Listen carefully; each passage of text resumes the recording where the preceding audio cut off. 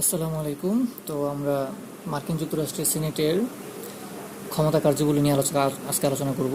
আর আজকে আমাদের পার্ট 2, অর্থাৎ এর আগের যে পর্বটা ছিল সেখানে আমরা মার্কিন যুক্তরাষ্ট্রের পার্লামেন্টের বা কংগ্রেসের উচ্চকক্ষ সিনেটের সার্বিক গঠন নিয়ে কথা বলছিলাম। কারণ ক্ষমতা এবং কার্যগুলি বুঝতে গেলে আসলে স্ট্রাকচারটা একটু বুঝতে হবে এবং বেসিক তথ্যগুলি জানতে হবে। সো যারা আমার আগের পর্বটা দেখেন নাই, ইউএসের সিনেটের স্ট্রাকচার দিয়ে পর্ব 1 ছিল, সেটা দেখে নিন। আর আজকে আমরা আলোচনা করব পর্ব 2 নিয়ে।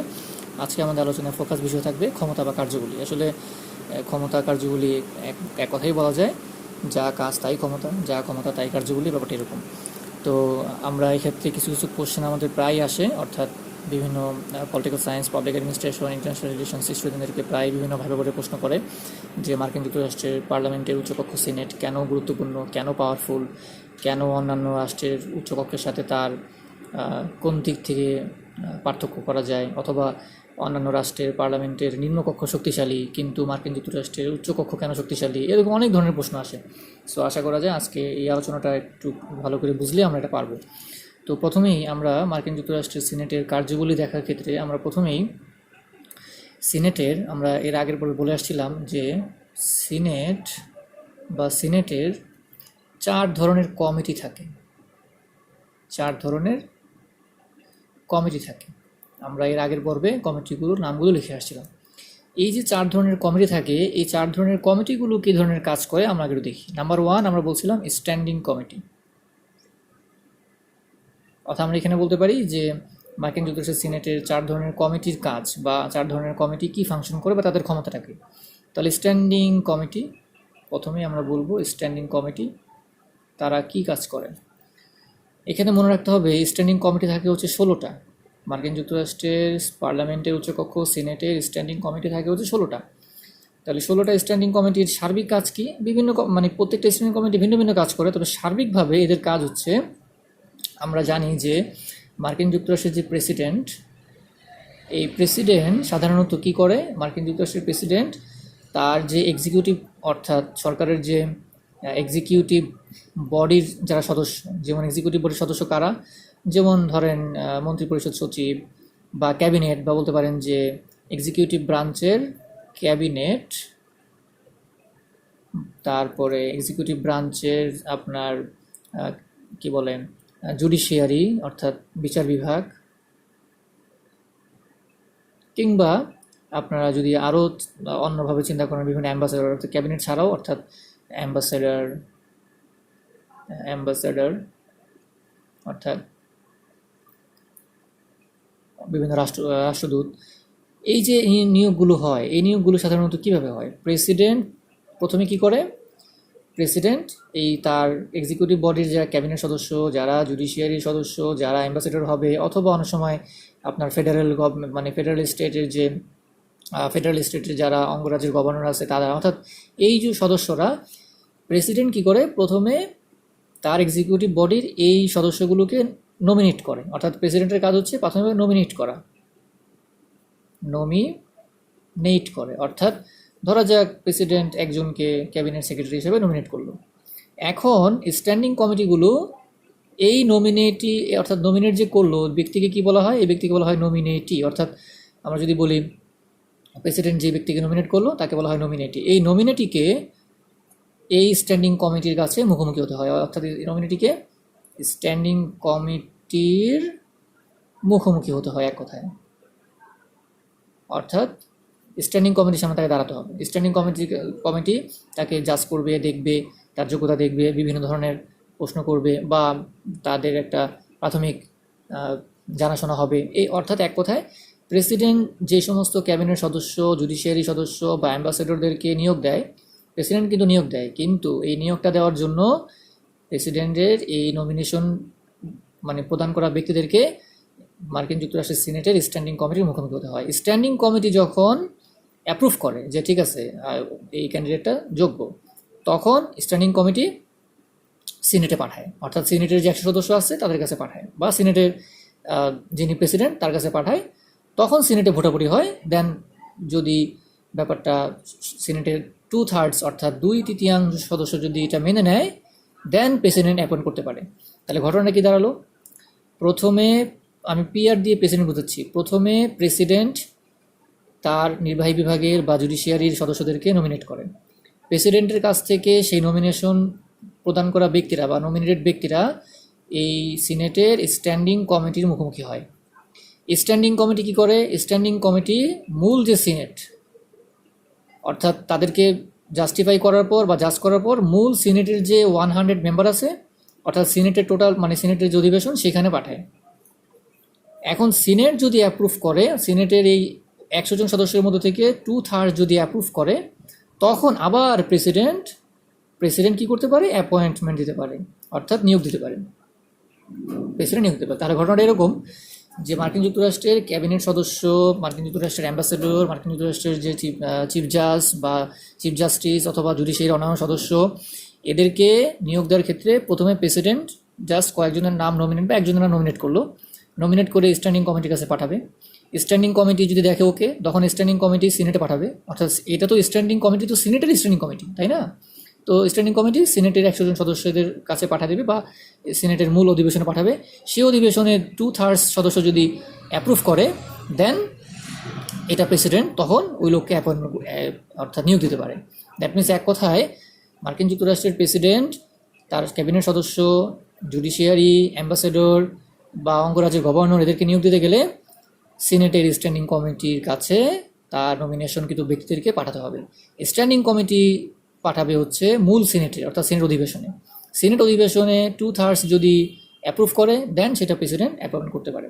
তাহলে এই কথাটা কিন্তু খুবই গুরুত্বপূর্ণ। এবং শুধু তাই না, এখানে আরেকটা গুরুত্বপূর্ণ অঙ্গ আছে, এটা হচ্ছে ডিপার্টমেন্ট অফ স্টেট। আমরা জানি যে মার্কিন যুক্তরাষ্ট্রের মানে আপনার এই যে অ্যাম্বাসেডর বললাম, অ্যাম্বাসেডর ছাড়াও ডিপার্টমেন্ট অফ স্টেট, মার্কিন যুক্তরাষ্ট্রের পররাষ্ট্র মন্ত্রণালয়ের যারা সদস্য কর্মকর্তা, তাদেরকেও একই পদ্ধতিতে আপনার অ্যাম্বাসেডরও তো ডিপার্টমেন্ট অফ স্টেটের সদস্য, বাট আরও যারা আছে আর কি, তাদেরকেও এই পদ্ধতিতেই নিয়োগ দিতে হবে। অর্থাৎ মূল কথায় বা একেবারে যদি সাইনপসিস বলি, সরকার মানে মার্কিন যুক্তরাষ্ট্রের প্রেসিডেন্ট সরকারের পক্ষ থেকে প্রথমে নমিনেট করেন, তারপর সিলেক্ট কমিটিতে পাঠায়, স্ট্যান্ডিং কমিটিতে পাঠায়। স্ট্যান্ডিং কমিটি জাস্টিফাই করে সিনেটের অধিবেশনে দেয়। অধিবেশনে 2/3 যদি অ্যাপ্রুভ হয়, দেন প্রেসিডেন্ট নিয়োগ দিতে পারে। দুঃখিত। তাহলে এটা বোঝা গেল আমাদের স্ট্যান্ডিং কমিটির আরও অনেক কাজ আছে স্ট্যান্ডিং কমিটির, তবে একটা বেসিক কাজ বললাম। এছাড়াও স্ট্যান্ডিং কমিটির আরেকটা কাজ আমি বলি, এটা ধরা গেলো স্ট্যান্ডিং কমিটির 1 নম্বর কাজ, বা আমরা একটা কাজ জাস্ট বললাম যে প্রেসিডেন্ট কর্তৃক অ্যাপয়েন্টমেন্ট বা নিয়োগ দেওয়া ব্যক্তিদেরকে স্ট্যান্ডিং কমিটির মুখোমুখি হতে হবে। 2 নম্বর বা পরবর্তী একটা কাজ কী হতে পারে স্ট্যান্ডিং কমিটির? এটা হচ্ছে তারা চাইলে আপনার যে কোনো সরকারি মন্ত্রণালয় বা সরকারি অফিস বা সরকারি কর্মকর্তা বা প্রেসিডেন্টের আন্ডারে যে এক্সিকিউটিভ বডি অর্থাৎ যারা রাষ্ট্র চালায় বা ক্যাবিনেট সদস্য, তাদের কাছ থেকে এই স্ট্যান্ডিং কমিটি প্রশ্ন করতে পারে, বিভিন্ন কাজের প্রশ্ন করতে পারে, যে আপনারা কি করতেছেন, কেন করতেছেন, কিভাবে করতেছেন, কেন করতেছেন না, এই জাতীয় অনেক প্রশ্ন করতে পারে। কিংবা সাক্ষী চাইতে পারে কোনো কাজের জন্য, যে আপনারা এটা কেন করলেন, প্রমাণ দেন, অর্থাৎ সাক্ষী বা প্রমাণ দিতে চাইতে পারে। অর্থাৎ তারা এক কথা জবাবদিহিতার আওতায় আনতে পারে। কাদেরকে? মার্কিন যুক্তরাষ্ট্রের সরকারের টোটাল অর্থাৎ জুডিশিয়ারি কিংবা প্রেসিডেন্টের আন্ডারে যারা থাকে, ক্যাবিনেট সদস্য অথবা যারা অ্যাম্বাসেডর অথবা যারা গভর্নর, এদেরকে প্রশ্নের আওতায় আনতে পারে, জবাবদিহি করতে পারে। ফর এক্সাম্পল, স্ট্যান্ডিং কমিটি কি করলো? মার্কিন যুক্তরাষ্ট্রের একজন গভর্নর, আমি ধরলাম জি দিয়ে গভর্নর বুঝালাম, অর্থাৎ ফেডারেল গভর্নরকে সে ডাকলো, ডেকে বলতে পারে যে আপনি কাজটা কেন করলেন, বাইরে যে করছেন তার প্রমাণ কি, তার ভিত্তি কী বা তার লিগালিটি কী। এরকমভাবে স্ট্যান্ডিং কমিটি গভর্নরদেরকে, বা শুধু গভর্নরই না, প্রেসিডেন্টের আন্ডারে যারা আছে যেমন ক্যাবিনেট মিনিস্ট্রি কিংবা মিনিস্টার কিংবা আরও যারা সদস্য, অ্যাম্বাসেডর, সবাইকে জবাবদিহি আনতে পারে। এখন এই গভর্নর যদি সঠিকভাবে জবাব দিতে পারে বা কি জবাব দিল, সেটা আবার স্ট্যান্ডিং কমিটি পাঠায় হচ্ছে মূল সিনেটে পাঠায় দেয়, যে এই যে জবাব দিল সে কি জবাব দিল, সেটা স্ট্যান্ডিং কমিটি কোথায় পাঠায়? সিনেটে পাঠায় দেয়। এবং সিনেট তখন এটা যদি ওই 2/3 যদি অ্যাপ্রুভ হয় বা 2/3 যদি মতামত দেয়, তাহলে ওই গভর্নরকে সে স্যাক করতে পারে, অর্থাৎ গভর্নরকে বা ওই সদস্যকে চাইলে সিনেট 2/3 সমর্থনে তার পদ থেকে নামিয়ে দিতে পারে। এরকমভাবে বিভিন্ন কাজগুলো তারা করে। অর্থাৎ প্রধান স্ট্যান্ডিং কমিটি মূলত এরকম এই 2টা কাজই গুরুত্বপূর্ণ। অর্থাৎ একটা হচ্ছে সরকারকে জবাবদিহিতার আওতায় আনা, আরেকটা হচ্ছে এই যে প্রেসিডেন্টের নিয়োগগুলোকে হয়তো আটকায় দিতে পারে অথবা প্রেসিডেন্টের নিয়োগগুলোকে অ্যাপ্রুভ করতে পারে। এরপরে আমরা দেখব যে 2 নম্বর একটা কমিটি ছিল আমাদের, আমরা বলছিলাম সেটা হচ্ছে সিলেক্ট কমিটি বা আমরা বলছিলাম এটা স্পেশাল কমিটি সিলেক্ট কমিটি অথবা স্পেশাল কমিটি। এরা কি করে? আসলে সিলেক্ট কমিটি এবং স্পেশাল কমিটিগুলোর ক্ষমতা স্ট্যান্ডিং কমিটির মতো অত বেশি না, অর্থাৎ স্ট্যান্ডিং কমিটির পাওয়ারটাই সবচেয়ে বেশি।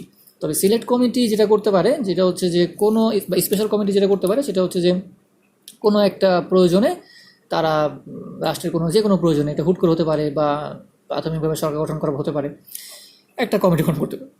ফর এক্সাম্পল, এখন বর্তমানে বিভিন্ন স্পেশাল কমিটি আছে, এর মধ্যে একটা কমিটির নাম আমি বলতে পারি, সেটা হচ্ছে আপনার স্পেশাল কমিটি অন এথিক্স। এটা একটা বর্তমানে একটা স্পেশাল কমিটি, বর্তমানে মার্কিন সিনেটে এটা আছে। এই যে স্পেশাল কমিটি অন এথিক্স, এরা কি কাজ করে? এটা একটা স্পেশাল কমিটি বা এটা সিলেক্ট কমিটি। এরা মূল্যবোধ নিয়ে কাজ করে, যে সমাজে কীভাবে মূল্যবোধ বাড়ানো যায়, কীভাবে মানুষকে আরও মানে হিউম্যান রিসোর্স কীভাবে তৈরি করা যায়, মানে এই যে টোটাল নৈতিকতা, মূল্যবোধ, এই বিষয়গুলো নিয়ে কাজ করে। শুধু মানুষেরই না, রাষ্ট্রের প্রয়োজনে কিংবা তার ফেডারেল স্টেটের প্রয়োজনে, পার্লামেন্টেরও। অর্থাৎ তারা এই ধরনের নৈতিক মূল্যবোধ ভিত্তিক যে কাজগুলো আছে সেগুলো করার জন্য স্পেশাল কমিটি থাকতে পারে, এবং এখনও স্পেশাল কমিটি আছে। যেমন আমি একটা এক্সাম্পল দিলাম যে স্পেশাল কমিটি অন এথিক্স, এরা এথিক্স নিয়ে কাজ করে, মূল্যবোধ নিয়ে কাজ করে। এরপরে আমরা দেখছিলাম যে তৃতীয় ধরনের কমিটি ছিল অ্যাডহক কমিটি। এটা আমরা আগের ক্লাস আলোচনা করে আসছিলাম যে অ্যাডহক কমিটি, এদের কি কাজ? অ্যাডহক কমিটি কী করে? এরা বিভিন্ন স্পেসিফিক পারপাসে তৈরি হয়। অ্যাডহক কমিটিগুলো হুট করে কোনো স্পেসিফিক পারপাসে তৈরি হয়। যেমন আমরা একটা উদাহরণ দিতে পারি, যেমন ধরেন বলা যেতে পারে আপনার ad hoc committee on senate Watergate committee. আপনার এটার নাম হয়তো শুনছেন, ওয়াটারগেট কমিটি। অনেকেই এই ওয়াটারগেট কমিটির নামটা শুনছেন, কারণ আমরা সবাই জানি যে একটা কেলেঙ্কারি ছিল, মনে আছে কি? ওয়াটারগেট কেলেঙ্কারি। এই যে ওয়াটারগেট কেলেঙ্কারি তদন্ত করার জন্য একটা অ্যাডহক কমিটি তৈরি করা হয়েছিল, যার নাম হচ্ছে সিনেট ওয়াটারগেট কমিটি। এরা অ্যাডহকভাবে তৈরি হয়, এবং এই কমিটিগুলো সাধারণত কোনো স্পেসিফিক পারপাসে বা বলতে পারেন যে কোনো একটা বিশেষ প্রয়োজনে হতে পারে। ইন জেনারেল না, মানে কোনো বিশেষ প্রয়োজনে তৈরি করতে পারে। ইন জেনারেল সাধারণত স্পেশাল কমিটিগুলোই থাকে বিভিন্ন সাধারণ কাজ করার জন্য। তবে ওয়াটারগেট অ্যাডহক কমিটিগুলো অ্যাডহক বেসিসে তৈরি হয়, অর্থাৎ আপনার কোনো একটা বিশেষ প্রয়োজন হতে পারে। যেমন যে ওয়াটারগেট কেলেঙ্কারি তদন্ত করার জন্য সিনেট ওয়াটারগেট কমিটি তৈরি করা হয়েছিল। এরপরে হচ্ছে আমরা দেখব জয়েন্ট কমিটি আছে সিনেটে। আমরা এই 4 ধরনের কমিটি দেখি, অর্থাৎ স্ট্যান্ডিং কমিটি, সিলেক্ট বা special committee, ad hoc committee, joint committee. কী করে জয়েন্ট কমিটি? সাধারণত অনেক সময় দেখা যায় যে আমাদের জানি যে হাউস অফ রিপ্রেজেন্টেটিভ আছে, পার্লামেন্টের লোয়ার হাউস। এই পার্লামেন্টের লোয়ার হাউসের সাথে সমন্বয় করে কাজ করে, অর্থাৎ সিনেটের জয়েন্ট কমিটি হাউস অফ রিপ্রেজেন্টেটিভের লোয়ার হাউসের সাথে জয়েন করে বা সমন্বয় করে কাজ করে। ফর এক্সাম্পল, হাউস অফ রিপ্রেজেন্টেটিভে কোনো একটা ইস্যু আসলো, এই ইস্যুটা সিনেট কী করলো? মানলো না। আমি এইভাবে এক্সাম্পল দিয়ে বুঝাই যে হাউস অফ রিপ্রেজেন্টেটিভ একটা ইস্যু উঠালো, এই ইস্যুটা কী করলো? সিনেটে গেল, কারণ যেহেতু সিনেট আপার হাউস, সিনেটে গেল। এখন সিনেট বললো, হাউস অফ রিপ্রেজেন্টেটিভ একমত হয়েছে কিন্তু সিনেট একমত হচ্ছে না। সিনেট বলতেছে না, এটা এরকম না। এখন কি করবে? হাউস অফ রিপ্রেজেন্টেটিভ তো একমত হয়েছে একটা ইস্যুতে বা একটা বিলে, কিন্তু সিনেট বলতেছে না, আমরা একমত না। এখন তারা কোনোভাবে একমত হতে পারতেছে না। তখন তারা কি করে? এই দুইটা মিলে তখন একটা জয়েন্ট কমিটি তৈরি করে, একটা জয়েন্ট কমিটি বানায়।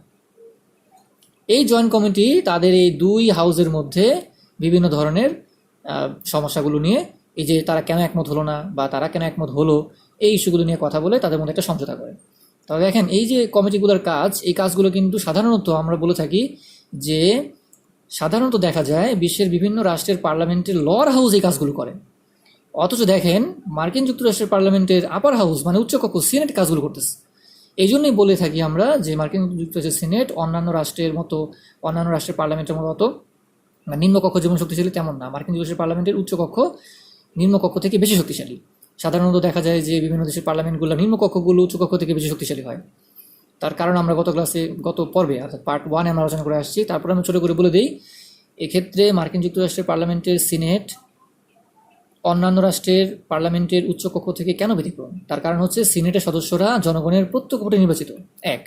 দ্বিতীয়ত, সিনেট যে কাজগুলো করে সাধারণত দেখা যায় এই কাজগুলো অন্যান্য রাষ্ট্রের পার্লামেন্টের নিম্নকক্ষ করে, কিন্তু মার্কিন যুক্তরাষ্ট্রের পার্লামেন্টের উচ্চকক্ষ সিনেট এই কাজগুলো করতেছে। এই যে কমিটির কাজগুলো, এই কাজগুলো সাধারণত দেখা যায় বিভিন্ন রাষ্ট্রের পার্লামেন্টের নিম্নকক্ষ করে থাকে, কিন্তু মার্কিন পার্লামেন্টের উচ্চকক্ষ হিসেবে সিনেট এই দায়িত্বটা নিচ্ছে এবং তারা এই কাজগুলো করে। এছাড়া আরও আমরা দেখব, আমরা সিনেটের কমিটির কাজগুলো দেখলাম, এবার আমরা দেখব সিনেট আর কি কাজ করে।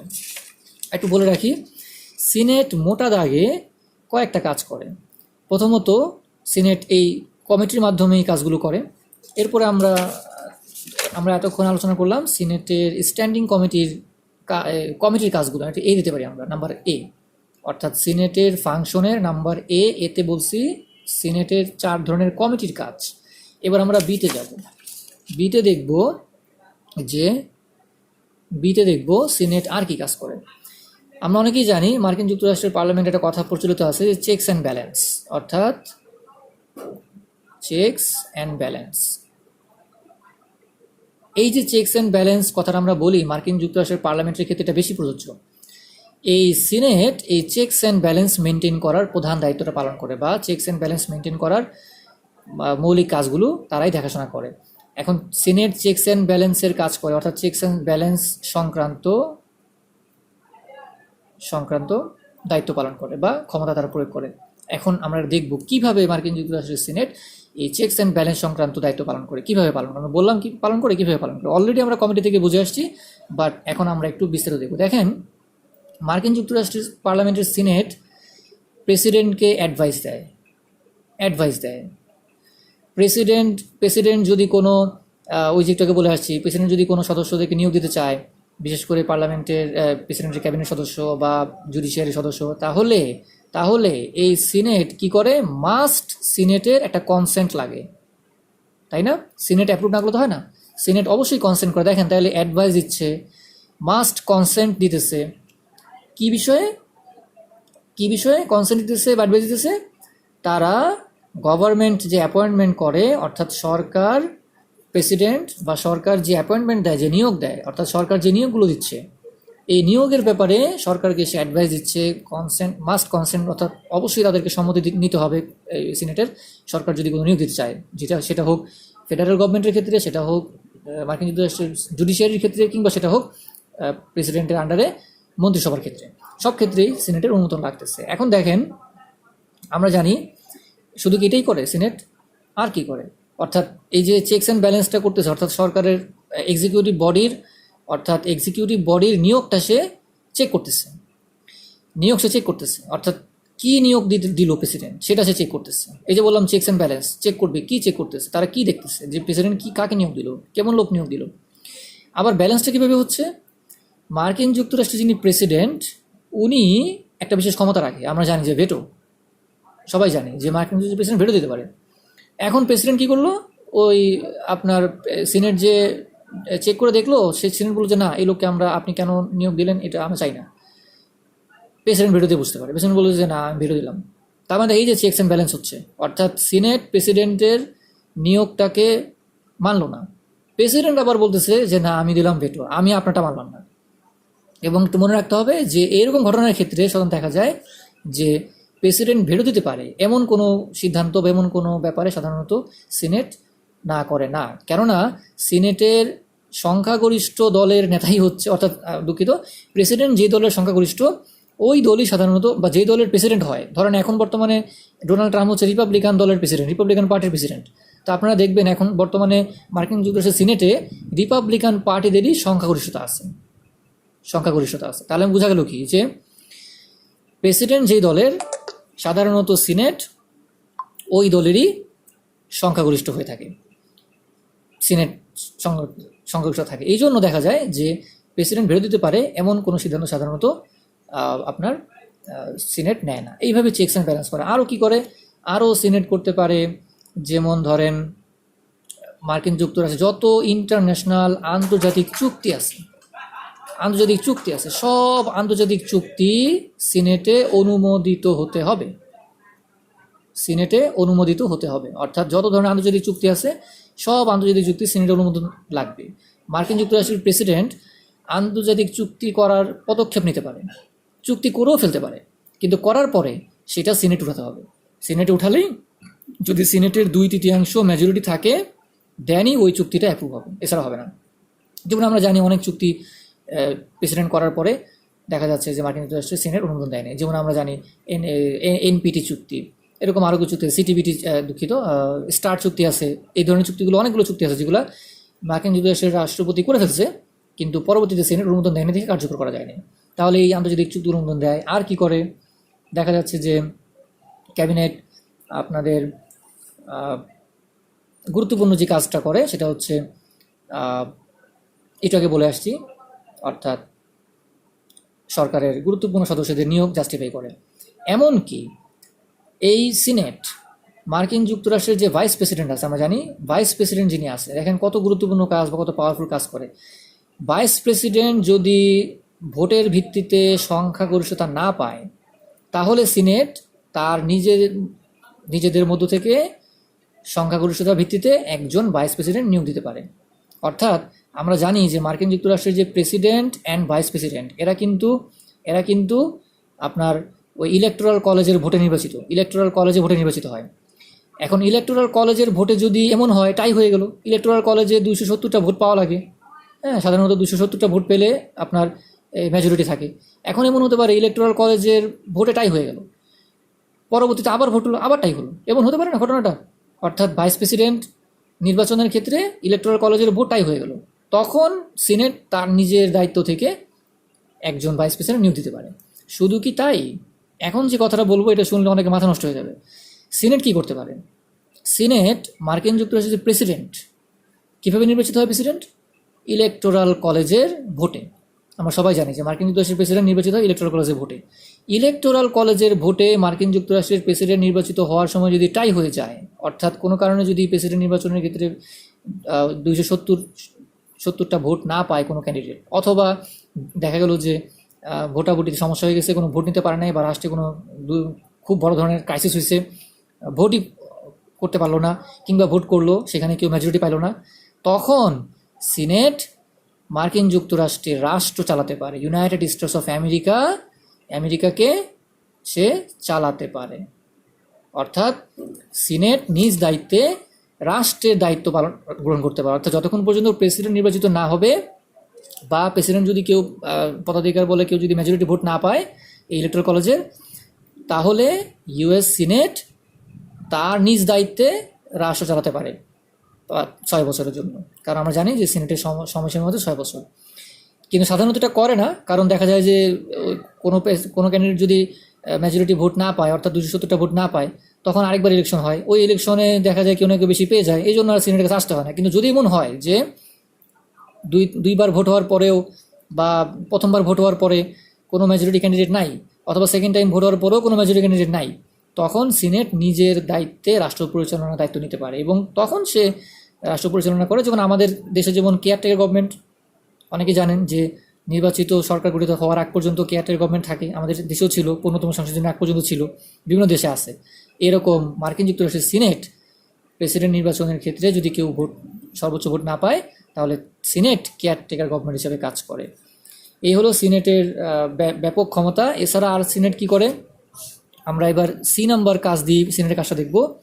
সিনেট মার্কিন যুক্তরাষ্ট্রের ন্যাশনাল বাজেট, অর্থাৎ ন্যাশনাল যে বাজেট, এই বাজেট অনুমোদন দেয়।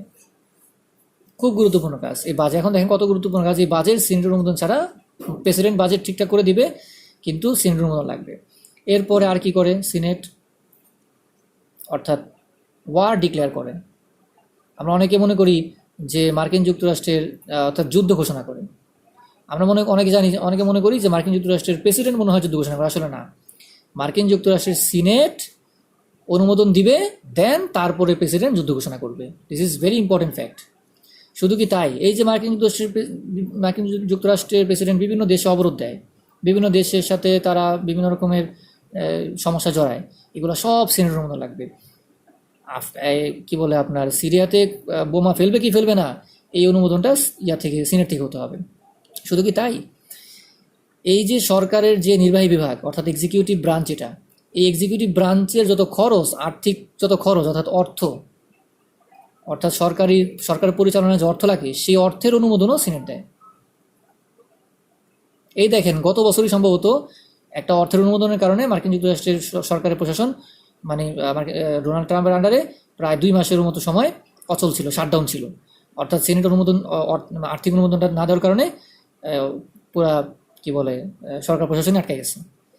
এই হলো প্রাথমিক কথাবার্তা। তবে এখন যে কথাটা বলবো সেটা গুরুত্বপূর্ণ, একটু খেয়াল করে শোনেন।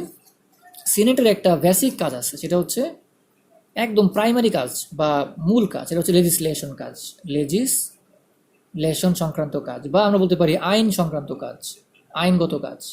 এটা সব দেশের পার্লামেন্টের প্রধান কাজ, আইন, হ্যাঁ, বা আপনার আইনগত বা আইন সংক্রান্ত কাজ। মার্কিন যুক্তরাষ্ট্রের সংবিধানের আর্টিকেল 1 বলতেছে যে কোনো আইন সংক্রান্ত প্রস্তাবই পার্লামেন্টের উচ্চকক্ষ, আপার হাউস বা লোয়ার হাউস যে কোনো একটাতেই তুললেই হবে।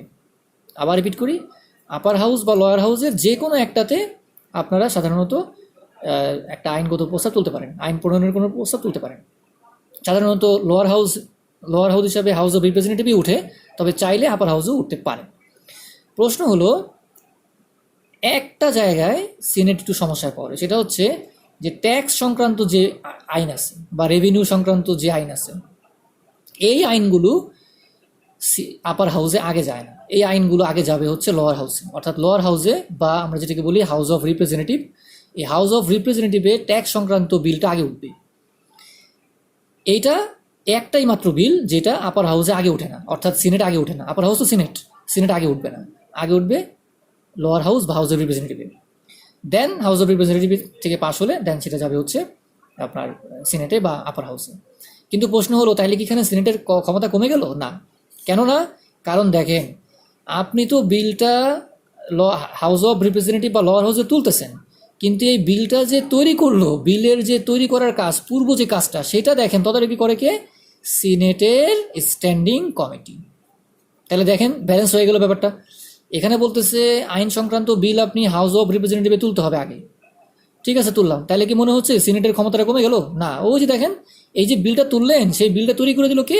Standing committee of senate.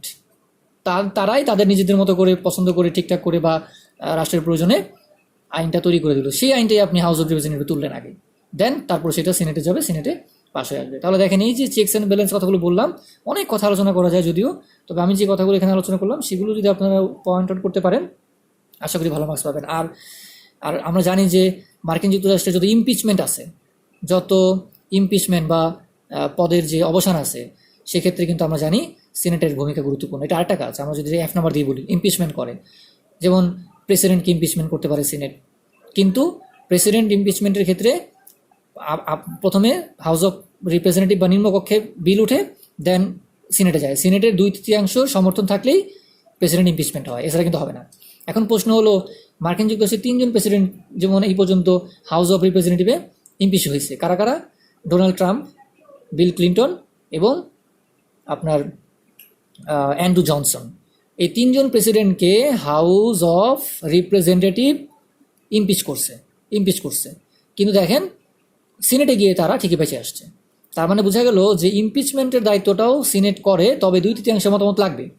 কিন্তু হাউস অফ রিপ্রেজেন্টেটিভ পাশ করলে হবে না। হাউস অফ রিপ্রেজেন্টেটিভ কোনো প্রেসিডেন্টকে ইমপিচ করে দিল, তাই ওই প্রেসিডেন্ট ইমপিচ হয়ে গেল, তা না। হাউস অফ রিপ্রেজেন্টেটিভ কোনো প্রেসিডেন্টকে ইমপিচ করার পরে ওটা সিনেট উঠবে, সিনেটের 2/3 মতামত থাকলেই সেটা পূর্ণাঙ্গ হবে। যেমন দেখেন, গত বছর ডোনাল্ড ট্রাম্প সম্পর্কে হাউস অফ রিপ্রেজেন্টেটিভের সদস্যরা ডোনাল্ড ট্রাম্পকে ইমপিচ করে দিল, কিন্তু ডোনাল্ড ট্রাম্প কি এখন ইমপিচমেন্ট হয়ে আছে? এখন তো ডোনাল্ড ট্রাম্প দিব্যি মার্কিন যুক্তরাষ্ট্রের প্রেসিডেন্ট। কীভাবে হলো?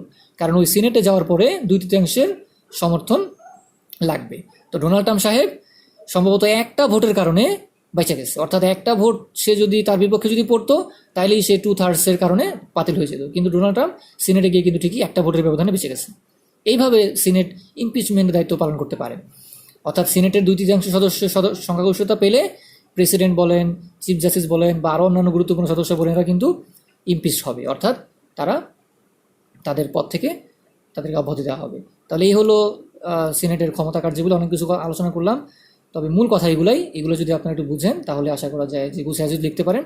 যেমন আমি F নাম্বার পর্যন্ত 5টা পয়েন্ট ABCD 5টা পয়েন্ট আলোচনা করলাম, এই পয়েন্টগুলো গুছিয়ে লিখতে পারলে আশা করি, আর যে কথাগুলো বললাম সেগুলো একটু জানেন, তাইলে আশা করি ভালো মার্কস পাবেন।